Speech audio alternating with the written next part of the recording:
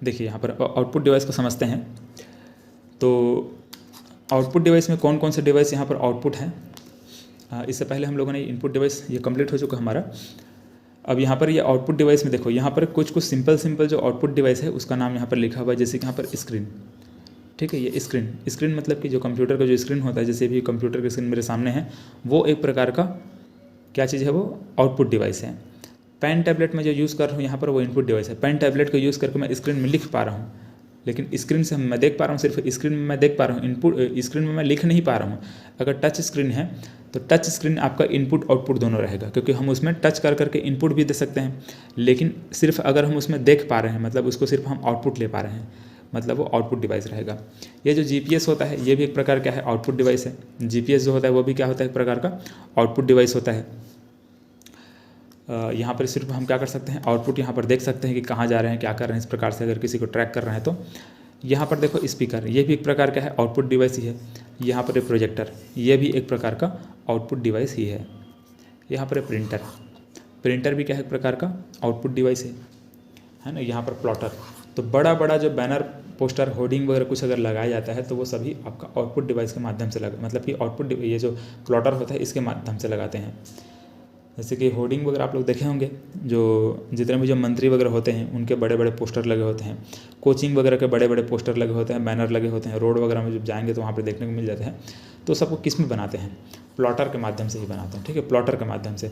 छोटा मोटा प्रिंट करना है तो आप प्रिंटर के माध्यम से प्रिंट कर सकते हैं, लेकिन बड़ा बड़ा अगर आपको प्रिंट करना है, बड़ा सा होर्डिंग बनाना है, बड़ा सा प्रोजेक्टर बनाना है, मतलब बड़ा सा बैनर बनाने हैं, तो उस कंडीशन में क्या कर सकते हैं, प्लॉटर के माध्यम से ही प्रिंट किया जाएगा। ठीक है, तो ऐसा ये होता है। तो ये सभी क्या है, आउटपुट डिवाइस है।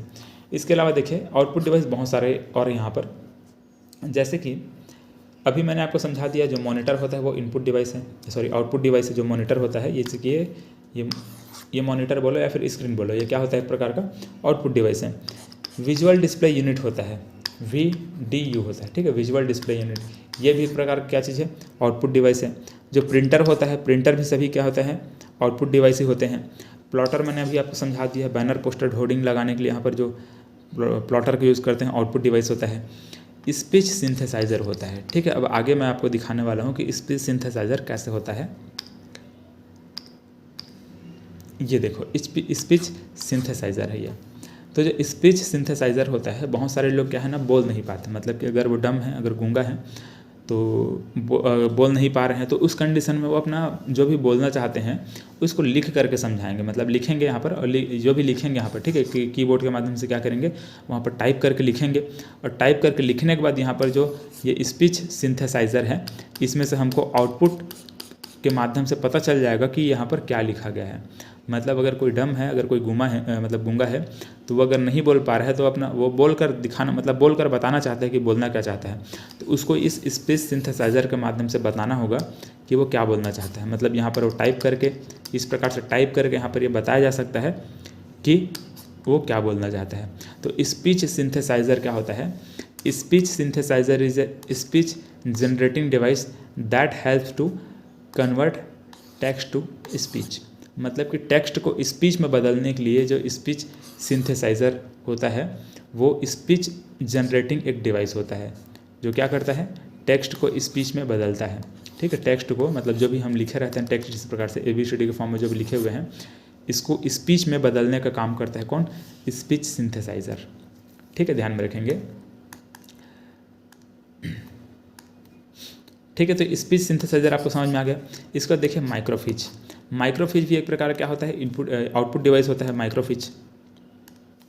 यहाँ पर माइक्रोफिच है, देखिए माइक्रोफिच क्या होता है, small rectangular sheet of film on which information is photographed in a reduced size. देखो अब इसको समझिए क्या होता है।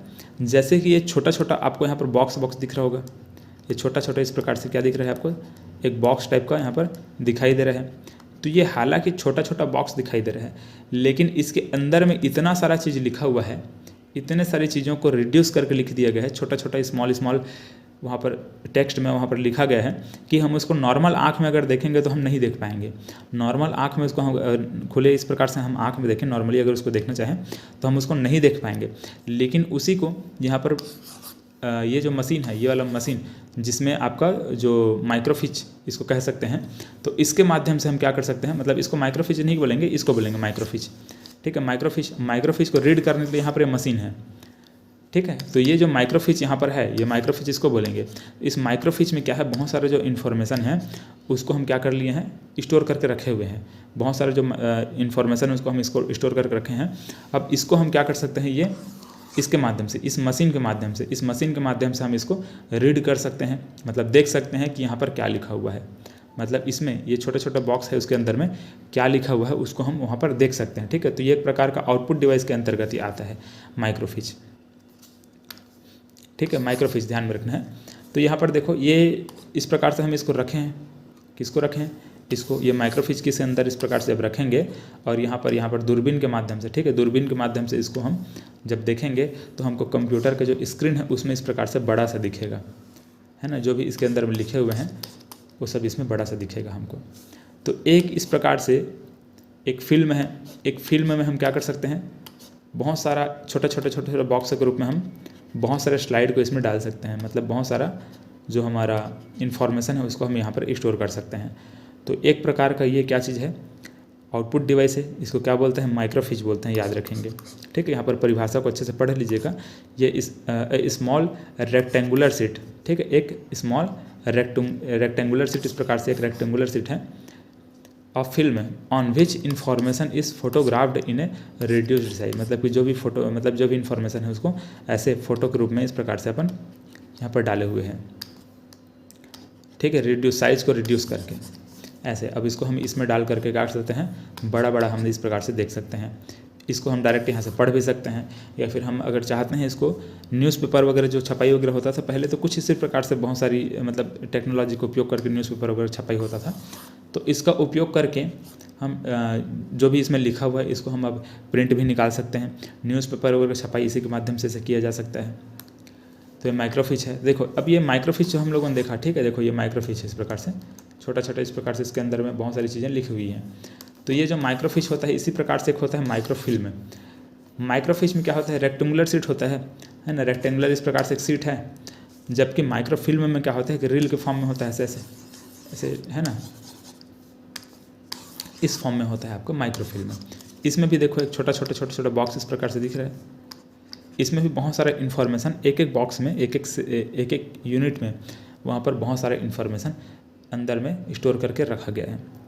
तो एक फिल्म में छोटा सा फिल्म रहेगा, देखो ये छोटा सा है, ज़्यादा बड़ा नहीं। इसके अंदर बहुत सारा इन्फॉर्मेशन अगर स्टोर करके रख दिया गया है तो इस कंडीशन में इसको माइक्रोफिल्म बोलेंगे और इसको हम क्या बोलेंगे, माइक्रोफिच बोलेंगे। ठीक है, तो ये माइक्रोफिल्म और माइक्रोफिच हो गया, ये माइक्रोफिच और ये माइक्रोफिल्म। अब इसके बाद प्रोजेक्टर। आप प्रोजेक्टर तो जानते होंगे। प्रोजेक्टर अगर जैसे कि बहुत सारे प्रोजेक्टर आप देखे होंगे, ऐसा प्रोजेक्टर है ना, इसके माध्यम से आप जो भी आपके मोबाइल में, आपके कंप्यूटर में, आपके लैपटॉप में है उसको आप ऐसे दीवार में या फिर कोई पर्दा लगा करके पर्दे में आप दिखा सकते हैं प्रोजेक्टर के माध्यम से कि वहाँ पर क्या लिखा हुआ है। चलिए, इसके बाद देखिए यहाँ पर स्पीकर आप सभी जानते होंगे, एक प्रकार क्या है, आउटपुट डिवाइस है। हेडफोन जो होता है जिसे हम गाना वाना सुनते हैं ना, तो हेडफोन क्या होता है, एक प्रकार का आउटपुट डिवाइस होता है। गाना सुनने के लिए हम उसको यूज़ कर रहे हैं, उसमें स्पीकर लगा हुआ है, उसमें अगर माइक भी लगा हुआ है, अगर आप सिंपली उसमें बात भी कर रहे हैं किसी से तो माइक वहाँ पर इनपुट डिवाइस हो जाएगा। लेकिन सिर्फ वहाँ पर अगर स्पीकर लगा हुआ है तो इसको हम हेडफोन बोलेंगे। और एक प्रकार जो स्पीकर ही सिर्फ स्पीकर लगा हुआ है तो इसको हम क्या बोलेंगे, सिर्फ आउटपुट डिवाइस बोलेंगे। स्पीकर और माइक दोनों उसमें लगा हुआ है, उस कंडीशन में हम उसको इनपुट आउटपुट दोनों कह सकते हैं। फिल्म रिकॉर्डर जो होता है वो एक प्रकार का आउटपुट डिवाइस होता है। ठीक है, ये एक प्रकार क्या चीज़, फिल्म रिकॉर्डर है। इस फिल्म रिकॉर्डर के माध्यम से आउटपुट लिया जा सकता है। ठीक, आउटपुट डिवाइस होता है इस प्रकार से। जैसे कि यहाँ पर मान कर चलिए एक कैमरा लगाकर इस प्रकार से कैमरे के माध्यम से जो भी रिकॉर्डिंग है वो सबको आप इसमें स्टोर करते जाएंगे। ठीक है, सबको इस प्रकार से इसके माध्यम से आप स्टोर करते जाएंगे। और ये जो फिल्म रिकॉर्डर है वो एक फिल्म के रूप में इस प्रकार से, फिल्म जो हमारा होता है ना, मतलब ये जो रील होता है अभी जैसे मैंने आपको समझाया, ये इसमें रिकॉर्ड करके वहाँ पर हमको दे दिया जाएगा। तो फिल्म में जो रिकॉर्डर होता है वो भी एक प्रकार क्या होता है, आउटपुट डिवाइस होता है। ठीक है, यहाँ पर देखो लिखा भी है, a film recorder is a graphical output device. ठीक, क्या होता है, graphical output device for transferring image to photographic film. मतलब इमेज को फोटोग्राफिक फिल्म में ट्रांसफ़र करने के लिए इस फिल्म रिकॉर्डर का उपयोग किया जाता है ना। कोई भी डिजिटल सोर्स यहाँ पर लगाएंगे इस प्रकार से, जैसे कैमरा हमने लगा दिया, कैमरा लगा करके हम लोगों ने यहाँ पर जो भी इन्फॉर्मेशन है यहाँ पर हम स्टोर करते जाएंगे, और ये जो फिल्म रिकॉर्डर है वो फिल्म में रिकॉर्ड करके, मतलब इस प्रकार से जो फिल्म में रिकॉर्ड होता है, फिल्म में होता है, रील जो होता है, ये ऐसे इसमें रिकॉर्ड करके हमको दे देगा। तो ये एक प्रकार क्या हुआ, एक आउटपुट डिवाइस हुआ। चलिए, तो ये सभी चीज़ें हैं जो कि आउटपुट डिवाइस के अंतर्गत हम काउंट करते हैं, आउटपुट डिवाइस जिसको हम कह सकते हैं, ठीक है। आउटपुट डिवाइस ये सभी चीज़ें होती हैं।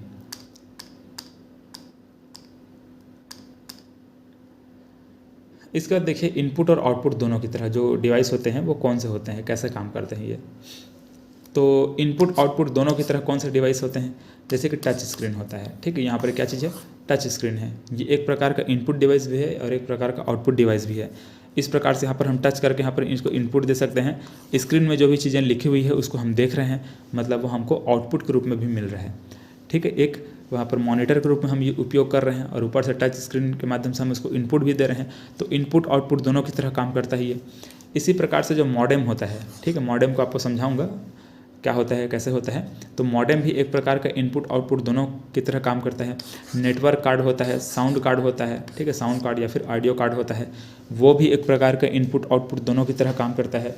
हेडसेट होता है, ठीक है, ये इनपुट आउटपुट दोनों की तरह काम करेगा, मतलब कि जो ऐसे हेडफोन होते हैं जिसमें माइक भी लगा रहेगा, जिसमें स्पीकर भी लगा होता है, तो वहाँ पर हम माइक के माध्यम से इनपुट दे रहे हैं, स्पीकर के माध्यम से आउटपुट ले रहे हैं, तो उस कंडीशन में उसको हम क्या बोलेंगे, इनपुट आउटपुट दोनों बोलेंगे, ठीक है। इसी प्रकार से जो फैक्स होता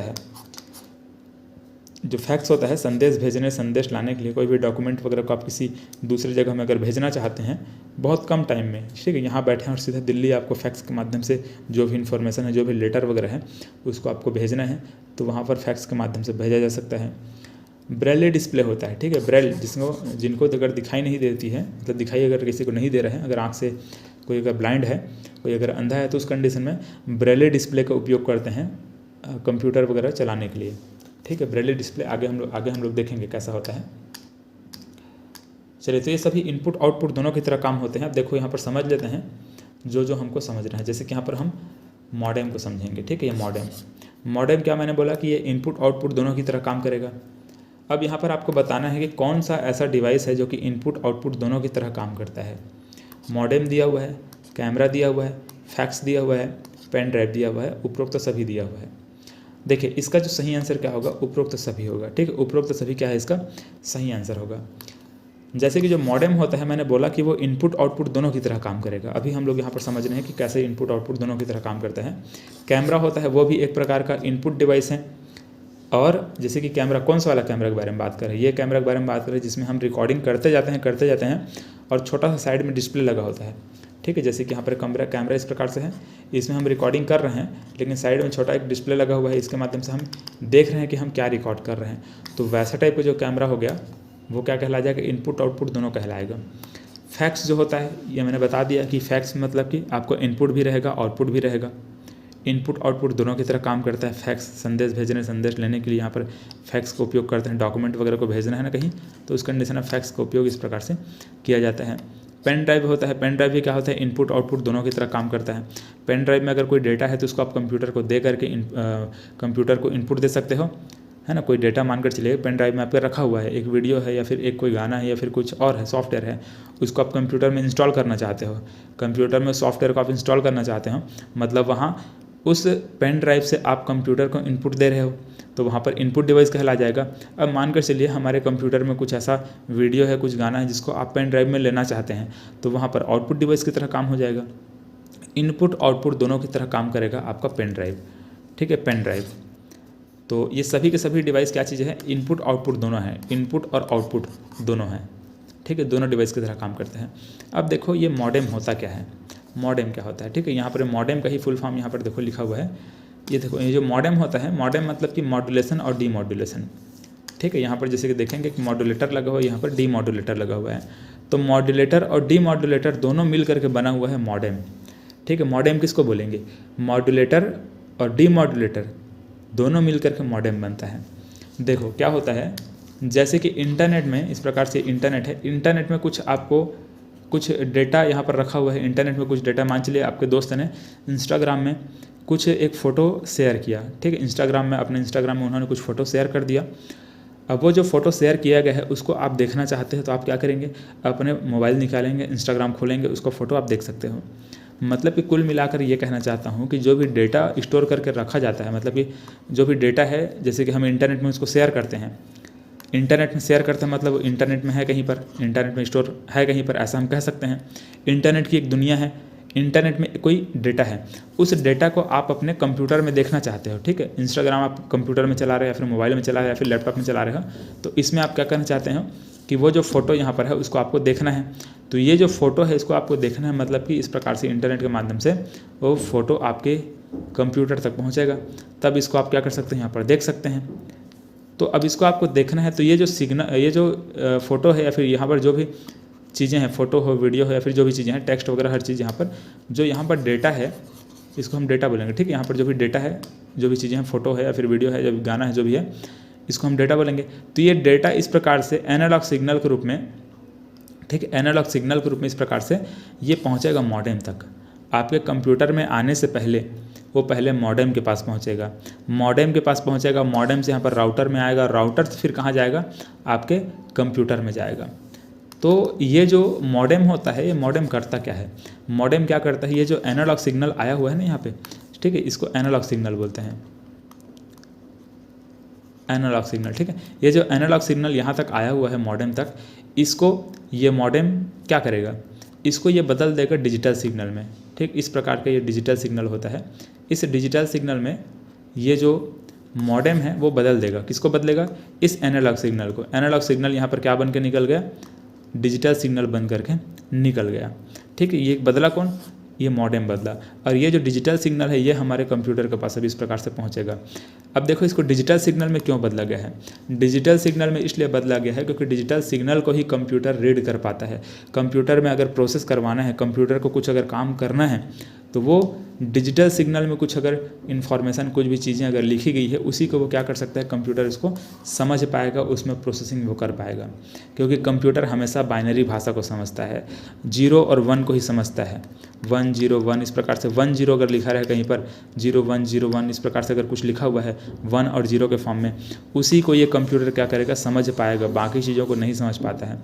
अगर वो एनालॉग सिग्नल के रूप में है तो उसको कंप्यूटर नहीं समझ पाएगा, लेकिन वही अगर डिजिटल सिग्नल के रूप में है, इस प्रकार से डिजिटल सिग्नल है, इस प्रकार से इस डिजिटल सिग्नल को कंप्यूटर समझ पाएगा। ये 0 यहाँ पर ये 0 हो गया, 1 हो गया, फिर 0 हो गया, ये 1 हो गया, 0 हो गया, 1 हो गया, इस प्रकार से ये 0 1 0 1 0 1 के फॉर्म में इस प्रकार से अगर रहेगा, ठीक है, 1 और 0 के फॉर्म में इस प्रकार से रहेगा, मतलब कि ये बाइनरी है, इसको हम द्विआधारी नंबर बोलते हैं, ठीक है। इसको हम बाइनरी नंबर बोलेंगे या फिर क्या बोलेंगे, इसको द्विआधारी नंबर बोलेंगे। दो आधार है, एक 0 है, एक 1 है, ठीक। ऐसा इसलिए होता है क्योंकि जितने भी जो मशीन होते हैं सिर्फ बाइनरी नंबर को ही समझ पाते हैं। मानकर चलिए यहाँ पर कोई बल्ब इस प्रकार से है, एक बल्ब है, इस बल्ब में क्या स्थिति हो सकती है, या तो ये बल्ब जलेगा या तो ये बल्ब क्या होगा, बुझेगा, इस प्रकार से। मतलब इसमें 2 ही स्थिति हो सकता है, अगर ये बल्ब जल रहा है तो 1 बोलेंगे, और अगर बल्ब नहीं जल रहा है तो क्या बोलेंगे, 0 बोलेंगे। तो कोई भी मशीन में सिर्फ 2 स्थिति हो सकती है, या तो वो चलेगा या तो नहीं चलेगा। तो यहाँ पर इसीलिए यहाँ पर द्विआधारी नंबर का प्रयोग करते हैं कंप्यूटर में। कंप्यूटर का उपयोग इसीलिए करते हैं क्योंकि जितने भी जो कंप्यूटर संबंधी जो भी डिवाइस होते हैं, कंप्यूटर होता है, प्रोसेसिंग के लिए उसको या फिर स्टोर करने के लिए उसको हमेशा बाइनरी नंबर में ही चीज़ों को स्टोर कर पाएगा, या फिर बाइनरी नंबर में ही कंप्यूटर उसको प्रोसेस कर पाएगा, इस वजह से। तो यहाँ पर इसको एनालॉग सिग्नल को डिजिटल सिग्नल में बदला जा रहा है। कौन बदल रहा है, मॉडेम बदल रहा है। तो ये मॉडेम का काम क्या होता है, मॉड्यूलेशन और डीमॉड्यूलेशन करना। जो एनालॉग सिग्नल है उसको डिजिटल सिग्नल में चेंज करना, डिजिटल सिग्नल को एनालॉग सिग्नल में चेंज करना, यही कहलाता है मॉड्यूलेशन और डीमॉड्यूलेशन।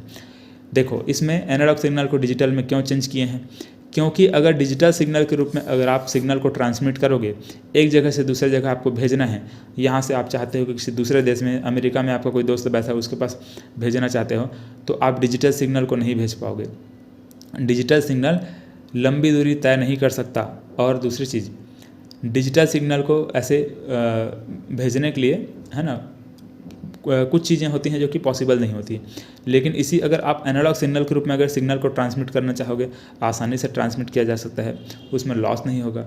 या फिर आप प्रकाशी सिग्नल के माध्यम जैसे ऑप्टिकल फाइबर वगैरह होता है, ऑप्टिकल फाइबर वगैरह के माध्यम से भी सिग्नल को ट्रांसमिट किया जा सकता है। तो अलग अलग माध्यम होता है जिसके माध्यम से आप सिग्नल को ट्रांसमिट कर सकते हो। तो जो एनालॉग सिग्नल होता है उसको डिजिटल सिग्नल को एनालॉग में बदलना ही मॉडेम का काम होता है। यहाँ पर जैसे कि ध्यान देंगे तो माइक में अगर हम कुछ बोल रहे हैं वो एनालॉग सिग्नल के रूप में रहेगा। एनालॉग सिग्नल के रूप में वो कहाँ जाएगा, पहले मॉड्यूलेटर तक जाएगा, ठीक है, मॉड्यूलेटर तक जाएगा। मॉड्यूलेटर क्या करेगा, उसको डिजिटल सिग्नल में चेंज कर देगा। इस प्रकार से देखो, डिजिटल सिग्नल में, इधर एनालॉग सिग्नल में था, इधर डिजिटल सिग्नल में चेंज हो गया। अब ये कंप्यूटर में जाकर स्टोर कर सकते हैं, मतलब कंप्यूटर में इसको हम रख सकते हैं। कंप्यूटर के हार्ड डिस्क में इसको रखा जा सकता है, क्योंकि वो 0 और 1 के फॉर्म में है इस प्रकार से, और 0 1 के फॉर्म में ही रहता है। इसको कंप्यूटर में आप स्टोर कर सकते हैं या फिर प्रोसेस कर सकते हो। तो अब इसको कंप्यूटर क्या कर सकते हैं, प्रोसेस कर सकते हैं। अब प्रोसेस करके मानकर चलिए अब हमको क्या निकालना है, आउटपुट देना है। तो यहाँ पर डीमॉड्यूलेटर क्या करेगा, इस डिजिटल सिग्नल को यहाँ पर इस प्रकार से चेंज कर देगा एनालॉग सिग्नल में, इस प्रकार से एनालॉग सिग्नल में। और फिर इसको आप क्या कर सकते हैं, आउटपुट के रूप में इस प्रकार से निकाल सकते हैं। स्पीकर लगाकर वहाँ पर आउटपुट के रूप में वो निकल जाएगा। तो इस प्रकार से 2 प्रकार का होता है सिग्नल, एक तो डिजिटल सिग्नल होता है, एक एनालॉग सिग्नल होता है। दोनों को आपको विशेष करके याद रखना पड़ेगा। डिजिटल सिग्नल को एनालॉग सिग्नल में बदलना या फिर एनालॉग को डिजिटल सिग्नल में बदलना, ये होता है मॉडेम का काम। मतलब ये आउटपुट भी ले रहा है, ये इनपुट भी दे रहा है। कंप्यूटर ये जो मॉडेम होता है, मॉडेम क्या करता है, मॉडेम आउटपुट भी ले सकता है और मॉडेम इनपुट भी दे सकता है। यहाँ से आउटपुट लिया और यहाँ से इनपुट लिया और यहाँ से आउटपुट दिया, ऐसे। तो इनपुट ले भी सकता है और आउटपुट दे भी सकता है। कौन कर सकता है, मॉडेम कर सकता है। यहाँ पर एक बार मॉड्यूलेटर की तरह काम करेगा, यहाँ पर एक बार डीमॉड्यूलेटर की तरह काम करेगा। तो इनपुट आउटपुट दोनों काम होता है किसका, मॉडेम का। चलिए, इस प्रकार से ये हुआ। अब इसके बाद यहाँ पर हमको ब्रेली डिस्प्ले देखिए, ये भी एक प्रकार का इनपुट आउटपुट दोनों की तरह काम करने वाला डिवाइस है।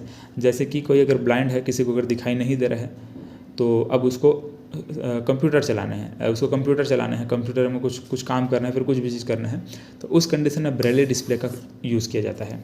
इसमें ध्यान से देखेंगे तो यहाँ पर डॉट डॉट डॉट जो बना हुआ है, इस प्रकार से डॉट डॉट डॉट डॉट जो बना हुआ है, ये डिस्प्ले है मानकर चलिए। जिनको दिखाई नहीं दे रहा है, जो ब्लाइंड है, उसके लिए ये एक प्रकार का डिस्प्ले जैसा काम करेगा। कंप्यूटर में इस प्रकार से इसको हम क्या कर दिए हैं, जोड़ दिए हैं, ऐसे जुड़ा हुआ है। तो कंप्यूटर के स्क्रीन में जो भी चीज़ लिखेगा, जो भी लिखाते जाएगा, वो लिखा हुआ टेक्स्ट उसको इस रूप में देखने को मिलेगा। मतलब इस रूप में उसको यहाँ पर उसको छू करके वो समझ सकते हैं कि कंप्यूटर के डिस्प्ले में क्या लिखा हुआ है। यहाँ पर इस प्रकार से जो ब्रेली वहाँ पर जो डॉट डॉट जो दिया हुआ है ना, ये ऐसे ब्रेल लिपि में जो यहाँ पर लिखा हुआ है, तो इसमें जो भी चीज़ें हैं, मतलब ये यहाँ पर कंप्यूटर में जो भी चीज़ें हैं वो यहाँ पर हमको दिखे, मतलब यहाँ पर उसको छू करके पता लगाया जा सकता है कि इसमें कंप्यूटर के डिस्प्ले में क्या लिखा हुआ है, कंप्यूटर के स्क्रीन में क्या लिखा हुआ है, वो यहाँ से हमको पता चलेगा। ठीक है, यहाँ से पता चलेगा। और कंप्यूटर को अगर इनपुट देना है तो इनपुट यहाँ से दिया जा सकता है, कंप्यूटर को यहाँ से इनपुट दिया जा सकता है। ठीक है, आगे पीछे ऊपर नीचे कैसे भी इसको खिसका करके यहाँ पर इनपुट के रूप में कंप्यूटर को कमांड दिया जा सकता है। और ये आउटपुट के रूप में यहाँ पर जो भी है डॉट डॉट डॉट जो बना रहेगा वो आउटपुट के रूप में वहाँ से लिया जा सकता है। तो जो ब्रेली डिस्प्ले होता है, जो जितने भी जो ब्लाइंड होते हैं, जिनको ये जो ब्रेल लिपि का ज्ञान होता है, उनके लिए इसको उपयोग किया जाता है। ठीक है, ब्रेल लिपि अगर किसी को आता है तो वो कंप्यूटर के स्क्रीन में क्या लिखा हुआ है, क्या क्या कमांड देना है, कैसे कुछ काम करना है, उसको बहुत आसानी से किया जा सकता है ब्रेली डिस्प्ले के माध्यम से। ठीक है, ये ब्रेली डिस्प्ले है, याद रखेंगे इसको। इनपुट आउटपुट दोनों की तरह काम कर रहा है। चलिए, तो इस प्रकार से ये कंप्लीट हुआ। इसके बाद कुछ और टॉपिक अगर इसमें बचे होंगे, इनपुट आउटपुट डिवाइस या फिर जो आउटपुट डिवाइस है उसमें तो हम लोग इसको समझ लेते हैं। और एक क्वेश्चन दिया हुआ है यहाँ पर, इसको देख लेते हैं। देखो, नॉन पेरिफेरल डिवाइस है, ये बोला जा रहा है non peripheral device. Non peripheral device क्या चीज़ है, हार्ड डिस्क है कि कीबोर्ड है या फिर मॉनिटर है कि प्रिंटर है। पेरिफेरल डिवाइस मैंने आपको समझाया था, है ना। पेरिफेरल डिवाइस क्या होता है, कंप्यूटर के साथ जुड़े हुए जितने भी डिवाइस होते हैं सबको क्या बोलते हैं, पेरिफेरल डिवाइस कहते हैं। जो कि इनपुट आउटपुट दोनों दे सकता है, इनपुट ले सकता है, आउटपुट दे सकता है, ऐसे मतलब इनपुट दे सकता है, आउटपुट ले सकता है। इस प्रकार से जो इनपुट आउटपुट डिवाइस जो भी होते हैं, कंप्यूटर के साथ जो भी डिवाइस जुड़े होते हैं उसी को पेरिफेरल डिवाइस बोलते हैं। और यहाँ पर नॉन पेरिफेरल डिवाइस बोला है। तो नॉन पेरिफेरल देखिए क्या होगा, देखो यहाँ पर कीबोर्ड क्या होगा, एक प्रकार का पेरिफेरल डिवाइस है। मॉनिटर एक प्रकार का पेरिफेरल डिवाइस है, कंप्यूटर के साथ जुड़ा रहता है। प्रिंटर एक प्रकार का पेरिफेरल डिवाइस है, कंप्यूटर के साथ ये भी जुड़ा रहता है। लेकिन जो हार्ड डिस्क है ये कंप्यूटर के अंदर बना होता है, ये कंप्यूटर के अंदर ही बना होता है। ये कंप्यूटर को इनपुट आउटपुट ये प्रोवाइड नहीं करता है, बल्कि ये डेटा को स्टोर करने का काम करता है। ठीक है, अगर यही चीज़ अगर बाहर रहता, मानकर चलिए हार्ड डिस्क ना हो करके पेन ड्राइव रहता, तो पेन ड्राइव वहाँ पर पेरिफेरल डिवाइस हो जाता, क्योंकि बाहरी वो एक्सटर्नली वहाँ पर कनेक्ट हम करते हैं, बाहर में एक्सटर्नली हम कंप्यूटर के साथ कनेक्ट करते हैं, तो पेन ड्राइव को हम पेरिफेरल डिवाइस कह सकते थे। लेकिन जो हार्ड डिस्क होता है ये पेरिफेरल डिवाइस ना होकर के क्या होगा, नॉन पेरिफेरल डिवाइस होगा। ये कंप्यूटर का इनपुट आउटपुट प्रोवाइड नहीं करता है, बल्कि ये डेटा को स्टोर करने का काम करता है, स्टोर करके रख सकता है, ऐसा है। कंप्यूटर के अंदर बना होता है, कंप्यूटर के मदरबोर्ड में यहाँ पर हार्ड डिस्क लगा होता है, तो कंप्यूटर के मदरबोर्ड में जो हार्ड डिस्क लगा होता है ये नॉन पेरिफेरल डिवाइस के अंतर्गत आएगा। ठीक है, कंप्यूटर का जो हार्ड डिस्क होता है वो नॉन पेरिफेरल डिवाइस है। सीपीयू होता है वो भी नॉन पेरिफेरल डिवाइस है। रैम होता है वो भी कंप्यूटर के अंदर लगा होता है, ये भी नॉन पेरिफेरल डिवाइस है। तो ये सभी डिवाइस जो होते हैं वो क्या होते हैं, नॉन पेरिफेरल डिवाइस होते हैं। ठीक है, चलिए इस प्रकार से ये हमारा आज का जो आउटपुट डिवाइस और इनपुट डिवाइस वाला जो टॉपिक था उसको हम लोगों ने कंप्लीट किया। इनपुट कौन से डिवाइस होते हैं हम लोगों ने देख लिया। अब अगले क्लास में हम लोग कंप्यूटर का और जो भी इंपॉर्टेंट चीज़ें है उसको देखने वाले हैं। धन्यवाद।